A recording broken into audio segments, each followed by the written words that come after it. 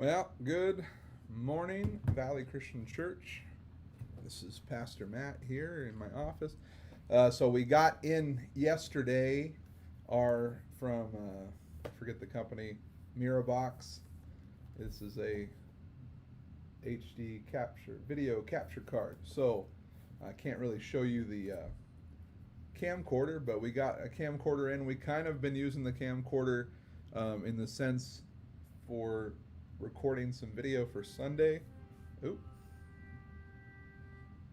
Oh. Yeah. Sorry. Anyway, so we got that in for the doing some more video work here at the church, and so one of the things that we are able to do now is use our camcorder as a webcam, so we'll be able to do things like zooming in. So on Sunday we can zoom in a little bit better to see the worship team or to see me or whoever else is on stage presenting, and so that's good. Also, a movie that I really want to recommend. I thought maybe I'd start doing this a little bit. Is if I can find where I put that. It's right here. If I can move my finger out of the way. American Gospel, specifically Christ Crucified. I haven't watched their first one, but their first one was called American Gospel Christ Alone, and it's really good as far as what they're working on here. I know that myself and then Walter are going to be working on a collaboration video between his apologetics channel and our channel here, talking about this movie, and then kind of just hashing out some of the details that are in the movie. So look forward to that. It'll come out eventually. We're still working on that. So, but anyway, it's a great movie. Highly recommend it. It deals largely with tackling the emergent church, which is a branch of church that really started about the 70s. It seems like maybe a little before that, but it really we get people like Rob Bell and other people, Tony Campolo or the Campolo crowd, and those people show up in there, and they really do a lot of disservice to true Christianity in talking about how number one, like, there's no hell. They try and teach that, and they try and erase a lot of things and say that God is. They'll go as far as some of them will go as far as saying that God's literally in the trees, and therefore we're all created beings in God, so therefore we are in the image of God, therefore we are somehow God. And there's a lot of misteaching or false teaching, false narratives, and things like that that are just all over the place. And there's some like superstars of that movement, and some of you, I know Oprah's interviewed quite a few of them, like Rob Bell and I forget the other guy's name, but we'll be going through that more in length. One of the things that I saw and my wife shared with me even this morning was Shonda Pierce, who's a great comedian, Christian comedian. She wrote an article or a response to the latest news that the former or lead singer, I guess he's maybe currently the still lead singer of the Christian group Hawk Nelson, has come out and said, "I don't believe in God." Now here in the States and in Europe too, I'm sure, and maybe all over the world, we seem to be getting kind of an outpouring of Christian people or formerly Christian people coming out in denial of Jesus Christ or denial of God, either his existence or their simple belief in God. And I know if you're looking at the title, you might of today's podcast, or you might kind of just sit there and go, well, what's this all have to do with 1 Corinthians 13? And we'll get to that in a second. But one of the things I want to add, whether it's the lead singer of Hawk Nelson or YouTube famous people, Rhett and Link, they had a podcast or a show called Good Mythical Morning, and then they had Rhett and Link show, and I was a big fan of theirs. I mean, their OCD, That's My OCD song is one of my favorite kind of parody type songs that they did, and while I'm saddened to hear people abandon their faith, and seemingly, because we're not privy to a lot of this, it seems like they're abandoning their faith for really minute things. Um, a lot of the questions that seem to show up. I know Mike Herrera, who is the lead singer of a Christian, or formerly Christian punk, kind of pseudo punk band from the '90s called MXPX. He came out and also said that he's not a Christian. And I've seen a lot of these people. There was a Hillsong United or Hillsong Church from Australia. One of their worship leaders came out as an atheist, I think, last year. And there's people. The guy who wrote the book I Kissed Dating Goodbye. He came out as an atheist last year. So you got a lot of these people who are kind of coming out of the woodwork, so to speak, of people who are renouncing their faith. And so one of the things I thought of is sometimes what we see in people's responses, and Shonda Pierce was writing about this, and one of the things that broke her heart was seeing the judgmental and negative comments from other Christians, so-called Christians. She said, it really got me stirred up in thinking, what is our response as Christians? Whether it's somebody who's become what they would call in the early phases of the church, and maybe even still today we can use this term as apostate, which means those who've denied Christ, and usually they referred that term historically to Christians who bowed to Caesar. They called them apostate because they had bowed to Caesar being God King instead of remaining in Jesus, and it's happened throughout the history of the church. And we see it today in people who decide to become apostate in the sense of we no longer believe that God is real, or we no longer believe in God. So not necessarily, again, kind of more of an agnostic kind of thing, where it's not saying that they deny God's existence, but they don't choose to believe in him, which is a very funny thing. It's like you acknowledge that he's real, but you're having a problem with this. And there's people out there that really struggle with this, and I'm not going to sit here and judge them. The Bible is very clear that God is he is the person whom vengeance belongs to. He is the person who wrath belongs to, and all these things belong to. Now, I can judge their action. I can sit there. I mean, that's one of the other misnomers in the church, is that Christians, we're not supposed to judge people. Well, we constantly are judging people. It says, before we judge, you must make sure you don't have sin. And we're always naturally going to make judgments on people. When you meet me, or you tune in today, as my wife texted me, it's like, hey, you laugh out loud, the rap music in the background. And that's a guy that, again, my buddy Walter, who you guys know, he tuned me into saying, hey, check out this guy called Z, and he has a song called Death of a Giant, it's actually kind of a cool song about David and Goliath. And anyway, so, and little be known that your pastor here at Valley Christian Church actually does appreciate some Christian hip hop and rap, many other forms of music that I enjoy too, including Christian heavy metal and rock and roll and some of that stuff. So not so much in the secular genres at all, but largely in like 99.9% of the time in the Christian genre. I love all the different forms of Christian genres of music that we have. Way better than I ever had as a kid, I'll tell you that much. But anyway, so I digress.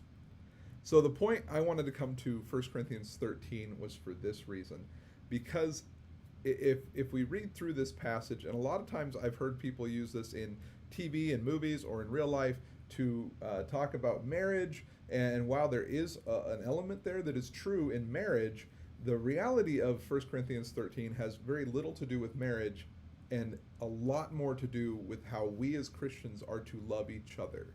And how we as Christians, and I'll even go as far as to say that we as Christians are not only to love each other, but even those who are struggling, like your Rhett and Lynx, the lead singer of Hawk Nelson, those who are coming into doubts. I mean, if you're not honest with yourself, some people may say they never have any doubts. And I, for myself, can say that even in my walk, I've had moments of sometimes extreme doubt. You feel in despair, sort of, and this idea that It's not that I don't believe that God is capable of doing things. It's just maybe that God doesn't want to do those things for me. And that very well may be just true. Everything that I pray for is not necessarily going to happen, isn't it? And so it leaves us to struggle with questions. And some people call, if you watch that again, that American Gospel Christ Crucified movie, the lead singer or one of the singers in the band in the I think late '90s, early 2000s. I never really listened to him, called Zoe Girl or Zoe Girl or something like that. She talked about this process called deconstruction. And a lot of times, what happens in deconstruction is it takes everything that you were born and raised with, and then it deconstructs it. And what can happen with some people, and it has happened in some of the guys. There's a vlog or a YouTube channel group called the Deconstructionists. I've never personally really watched them, but they are people who were Christians and have deconstructed down to a point where they say, well, right now I believe in Jesus Christ, but if something better comes along that seems more palpable, then I'm going to believe in that. So they've deconstructed down to a point of right close to atheism,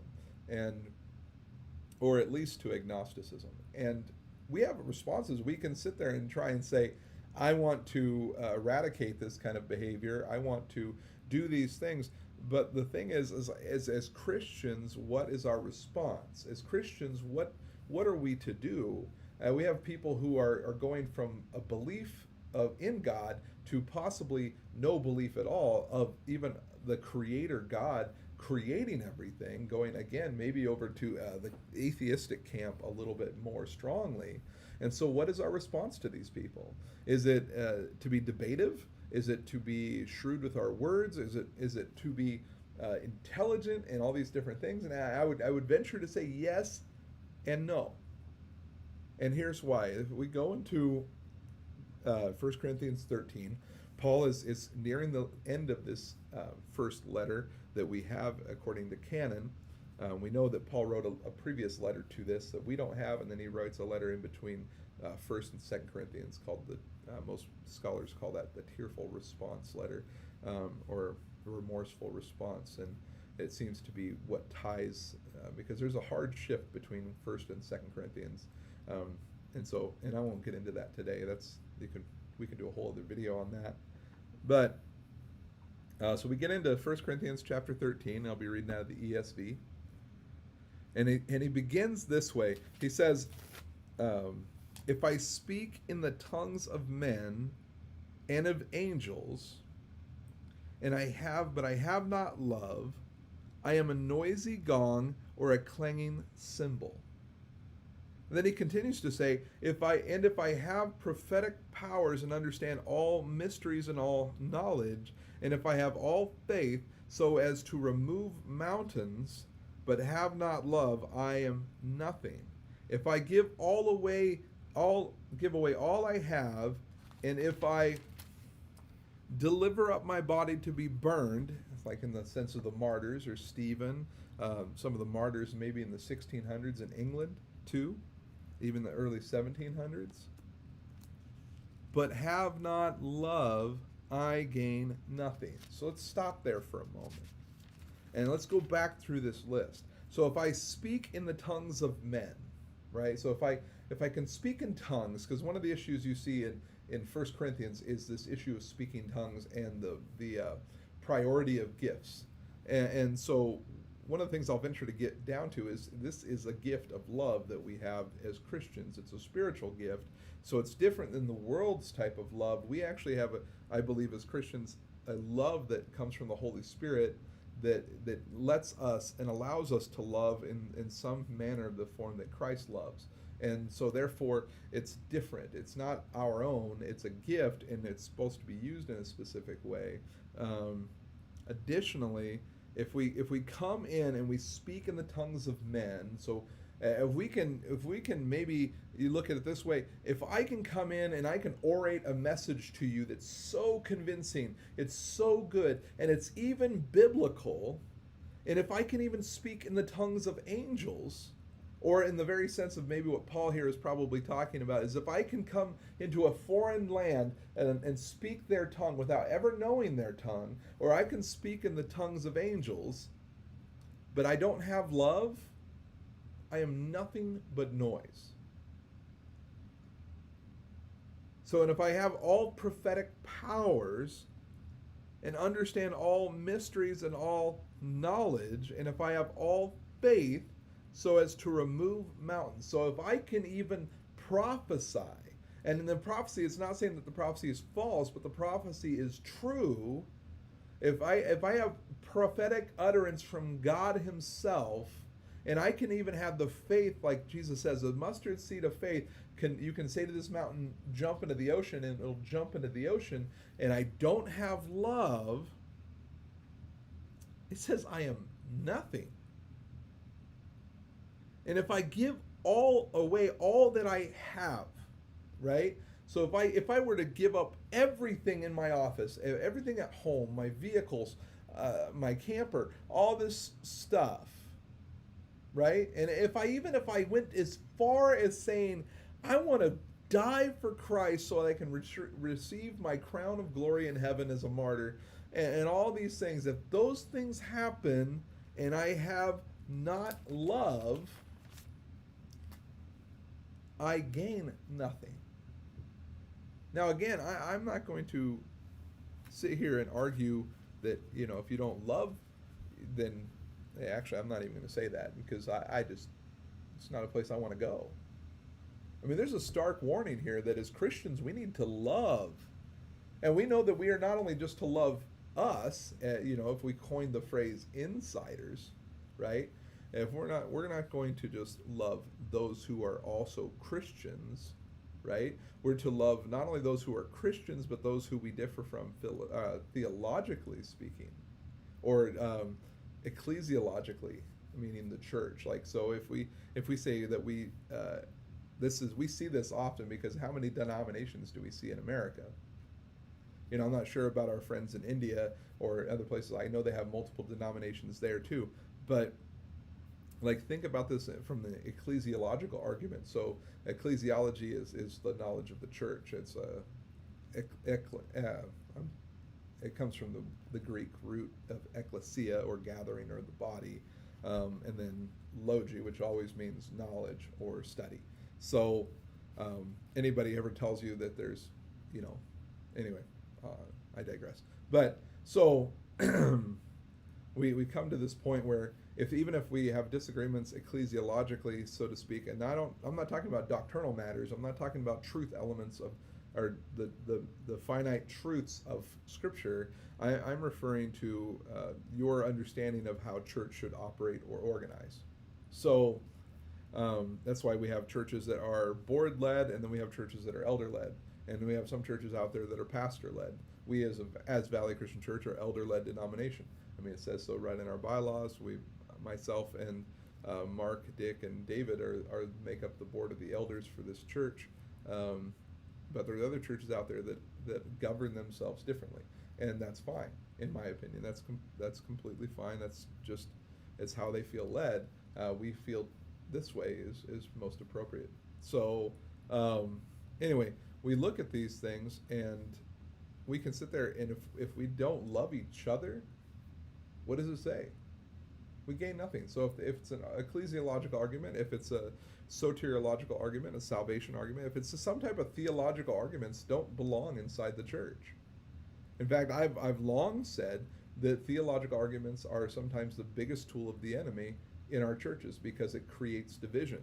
It creates separation between the saints, between like-minded believers, where if we really looked at in the fact that, say, we want to argue between one point and another, and we get distracted on making sure that our point is heard without understanding that, first and foremost, that we're both believers in Christ, and we may approach a specific topic differently, then we are in error of going against 1 Corinthians 13, where we've forgotten to love one another. And I would take this as far as even with our friends, people who are struggling with doubt or struggling with their belief at all. If we start sitting there going, well, you're going to heck, You know, I won't even use the word. But if you're struggling, therefore something's wrong with you. Well, I mean, to be honest, don't we all struggle? Don't we all have struggles and in life? And one person's struggles may be doubting God or his existence or his ability to help. I know I've had that problem where you suffer financially and you don't know if God's going to do anything. And even, in your head, and my wife was telling me this the other day, even as you can hear the words, "Oh, ye of little faith." And that is a rebuke from Jesus to Peter as he's sinking into the ocean, or to not to the ocean, to the Sea of Galilee. But it's also somewhat endearing, right? It's almost in the way of Jesus saying, "Don't you understand? Don't you see all that's going on around you?" And I'm 100% guilty of this. It's hard sometimes to see past the storm to see the blue sky on the other side of it. But as we go through this, and we have friends or family members or other Christians who are struggling, and we're so apt or so easily willing to dismiss, then we're really not loving them. And yes, sometimes loving others means putting up with some, let's just say, shenanigans, right? We are, as Christians, told to bear with one another's burdens. I'm forgetting exactly the verse reference there, but Paul writes that. He says, bear with one another in each other's burdens. So therefore, as Christians, we're supposed to not just look at somebody struggling and go, "Oh, I don't see you." We're supposed to look at somebody struggling with their faith, with their finances, with their health, whatever it is, and we're supposed to not just be sympathetic, but we're also supposed to be loving to that. We're to help them through their issues and all these things. I always forget to silence my phone. But anyway, so as we go through this list, you can have all the giftedness in the world. You can be the most eloquent speaker. You can understand tongues or speak tongues. I know we as a church are not really a tongue-speaking church, but it's a gift it's in the Bible. It's considered by Paul here to be the least of the gifts. So it is a gift. We sometimes have struggle of understanding what that gift looked like or looks like. We take it in the sense of speaking in a foreign tongue, generally speaking. So kind of like Pentecost. But again, I'm not here to deny that gift. It's a gift that exists, and I've heard of missionaries in foreign countries going into that country not knowing the language at all and speaking in their own tongue, and it being heard in the tongue, their own native tongue, across the way. And that's amazing and powerful, and we hear about those things. Even if you had that happen, even if you were to let yourself be burned as a martyr, you don't have love, you're nothing, according to the Apostle Paul.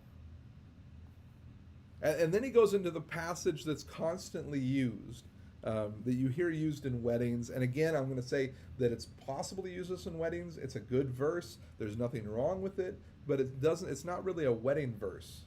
I mean, even technically Ephesians, right, where Paul is saying this, he says at the very end of this, I am referring to Jesus. I'm referring to the church. I'm not really referring to marriage. However, we can apply it there. That's not verbatim, by the way. That's the kind of Matt Phipps translation, I guess. So he goes on to say in verse 4, love is patient and kind. Love does not envy or boast. It is not arrogant or rude. It does not insist on its own way. Now that's important. Remember that. It does not insist on its own way. It is not irritable or resentful. It does not rejoice at wrongdoing, but rejoices with the truth. Love bears all things, believes all things, and hopes all things. Love endures all things. So very quickly running back through that. So we understand that if we're going to love each other, that number one, it's going to be in patience and kindness. It's not going to be envious, and it's not going to boast. It's not arrogant or rude, and it doesn't insist on its own way. Isn't that fascinating? If we truly loved one another, whether we have disagreements about worship, structure, translation, again, theological divisions, we wouldn't insist on our own way, it says. I mean, it even goes on to say that it doesn't insist on its own way. It's not irritable or resentful. It doesn't rejoice at wrongdoing, and then importantly here, but it rejoices with the truth. So what is the truth but Jesus Christ? Right? My wife, I'm gonna calling her out a couple times today, positively. don't think I was like, oh, I'm calling her out, but no. One of the things I love about my wife, and there's a big list of things that I love about her, is the fact that she was, I think, reading or watching something, reading something, I think, and she was thinking about Pontius Pilate and Jesus' interactions with one another, and where Jesus says he comes to declare the truth, and then Pontius responds rather philosophically, what is truth?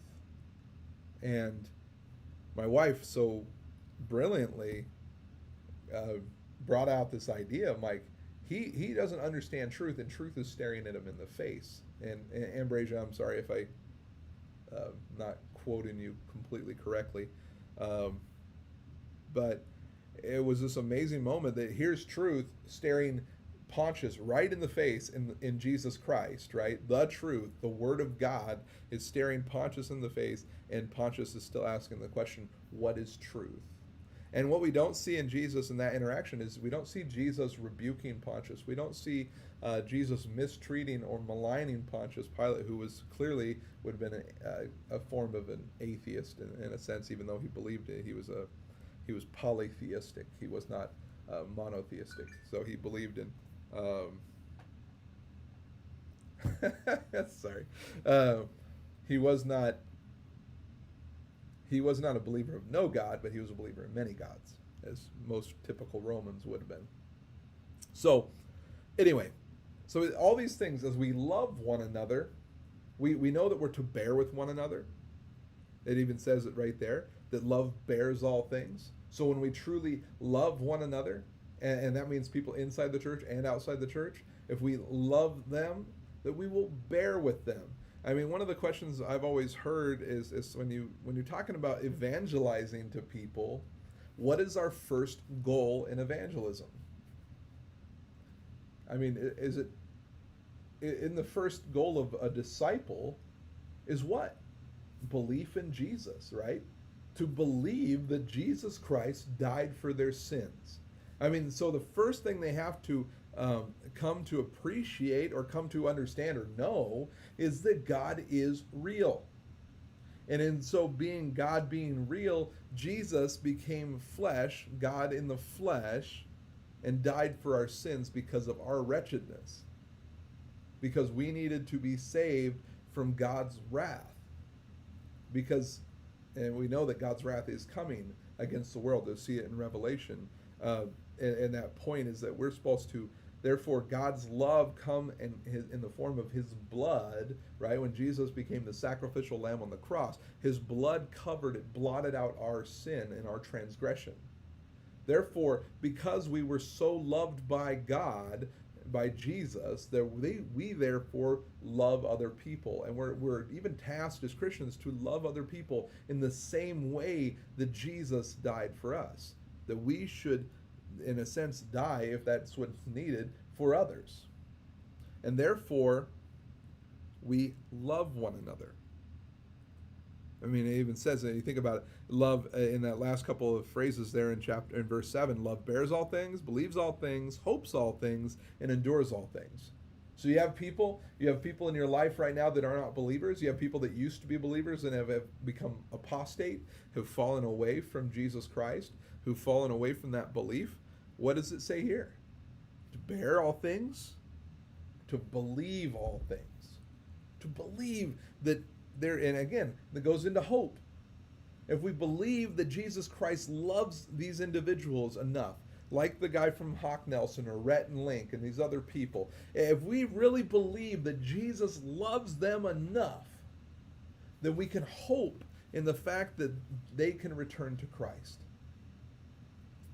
I mean, that's got to be our hope, right?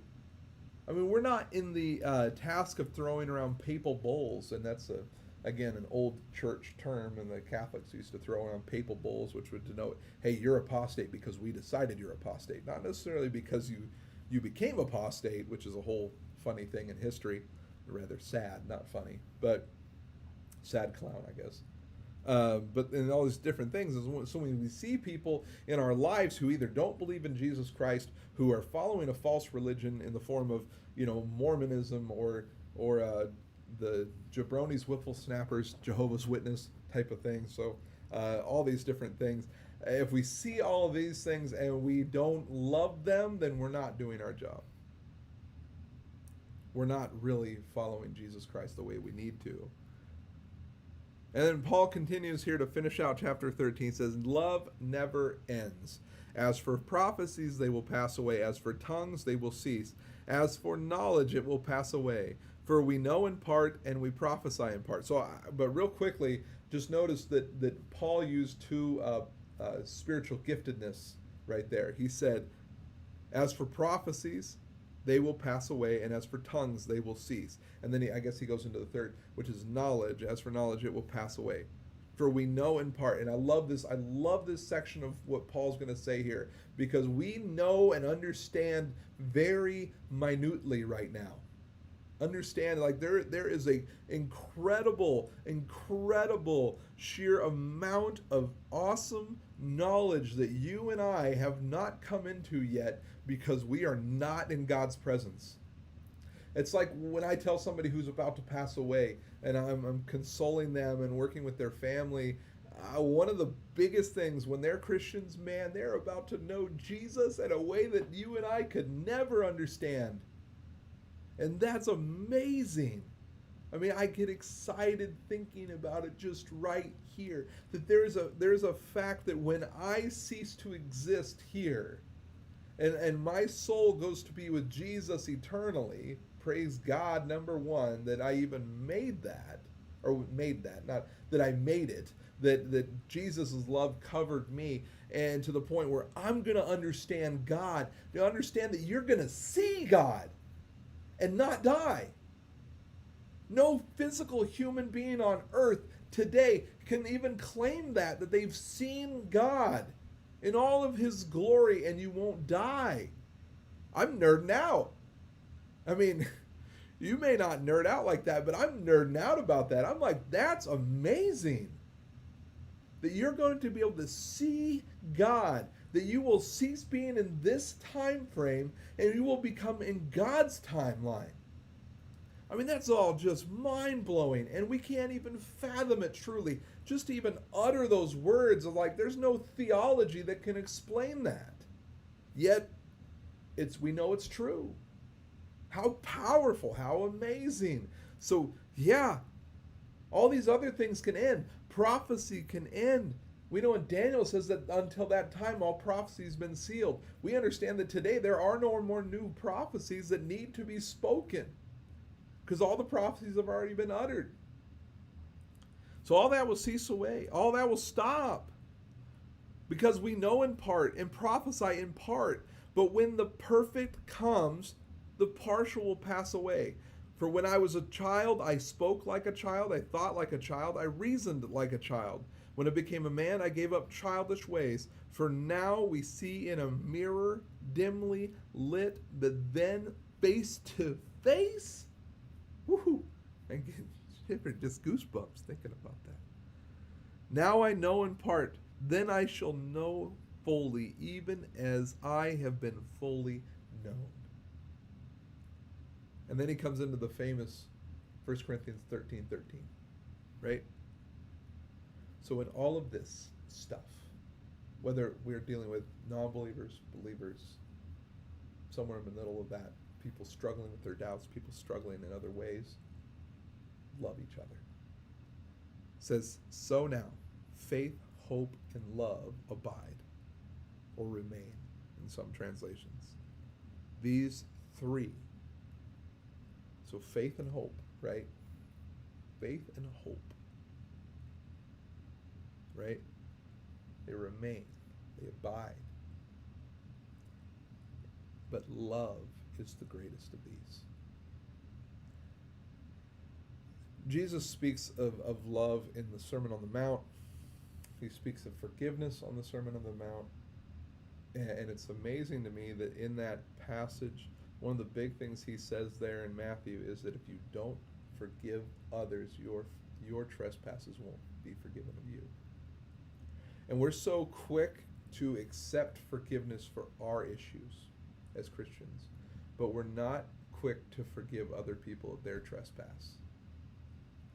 And you see that, and again, I see what Shonda Pierce is talking about. There are Christians out there that just want to crucify people because they don't agree with them. We see this politically, especially here in the States. We're coming up again this November will be the election, and for presidential election and Senate and Congress and all sorts of manner of bills and laws that are trying to be passed. And if we're not careful, we can allow politics to divide us. I mean, so how do we love our brothers and sisters in the faith who are of a different political identity than you? You just do. If you truly love them, if the love of Jesus is in you, you will love them in spite of their opinions and the things that they spout on Facebook, whether, depending, doesn't matter which side of that argument you fall on. If you truly love Christians, other Christians who are theologically different than you, then it doesn't matter what their theology states. Even those who are apostate, or even those people who are in this emergent church movement, it's like that whole idea. I'm going to throw that graphic up there for you right here. Again, it's always so weird when I do this. There, right there, because camera angles, all that kind of stuff. If we truly love people who are caught into the emergent church movement, if we truly love people out there who are caught into the Mormon false teachings or Jehovah's Witness or other false teachings that are out there, Islam, Buddhism, things like that, atheism, all these different philosophical belief systems that are out there, like, let's be clear, atheism is a belief. It's not science. And nor and most atheists don't ever even say that. They would never say, oh, it's science. I'm like, no, it's a belief. And you understand that it's a belief because you are making an emphatic statement that God is not real, that there is no evidence for God, whereas we make the counter argument that there is evidence for God, so as theists.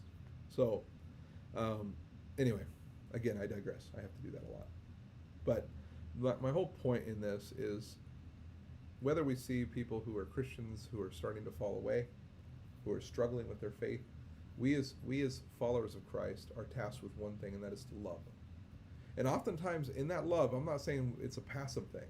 It is not a passive thing that we love people. It is rather a very intentional thing that we love people. And in loving others, oftentimes the thing we have to remember to do is to also challenge them. Not rebuke necessarily. Rebuke needs to be there when it needs to be there. But it's funny because in the Bible, it's always talking about, in the New Testament, when Paul's saying that, he's saying lovingly rebuke them. Not, hey, you jerk. That's not what he's saying.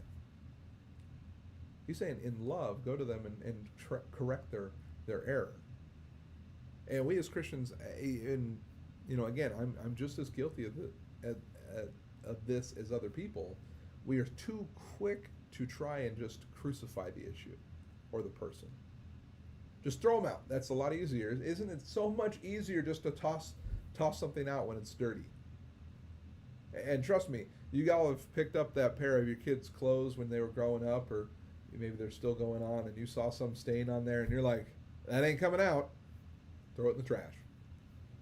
When, you know what, just a little bit of elbow grease and a little bit of scrubbing, that stain may have come out. So I tend to say that we should take the same approach with those who are caught into false teachings, or those who are literally abandoning their faith, if that's the stain, so to speak. Man, that we ought to put some elbow grease into it. And we do that in love. Again, go through that list again for yourselves. Read that. When it comes to a person or a situation that you're facing and ask, do I love that individual? Do I love them the way Christ loves them? And if you don't, man, start praying that God put the love that He has for somebody in your heart. Ask God to teach you how to love. Right? Sometimes it's one of the most difficult things to do. Is it's easy to love like everybody at church who loves you, right? It's always easy to love those who spend time with you, who want to be with you, who desire to be around you, but it's a lot harder to love those who don't like you. It's a lot harder to love those who maybe even want to kill you. Again, there's, like I said, there's people out there, people groups, teachings, religion that would rather see Christians all dead. We see them in Egypt and Iraq and things like that, and Islam. But it doesn't mean that those Christians run away from them. It doesn't mean if you did the research in Mosul, Iraq during the height of ISIS, the Islamic State over there, if you did the research, you would have seen that the church was the fastest growing. Christian church was the fastest growing movement in that region of Iraq. Pretty amazing that at the height of its persecution, because of love, because of the love of Christ in them, they were continuing to grow and not shrink like you would think you would see. So as I leave you today, again, I'll throw up some things and I'll leave that up there. Throw my contact here. As I leave you today, my challenge, my encouragement to you is to love each other. To love those who are even going through struggles, who are going through hard times, just to love them. You know. So, anyway, God bless. Again, look forward to some of this technology that we're using. Hopefully it looked good and it looked at least quality or whatever. We'll be able to actually zoom in a little bit so you're not just looking up at a tiny little speck of a person on stage or whatever. You know, and I don't know how that's all going to work. But stay tuned in for, especially, I know Walter and I are going to be doing this response video to the American Gospel movie. I encourage you to go on Amazon, rent it on Amazon Prime, or I'm not really sure where else you can get it. So if you don't have, again, Amazon Prime or some kind of streaming service or something like that where you can rent movies, I think some other people might have it on DVD. I know you can order it on Amazon. I don't think it's at Redbox anywhere. At least I've never seen it. So look for it where you can find it. Search it online and enjoy it. It's a really good movie. I will warn you, it is 3 hours long. So it's a Jeremiah Johnson sit. So anyway, well, God bless you all.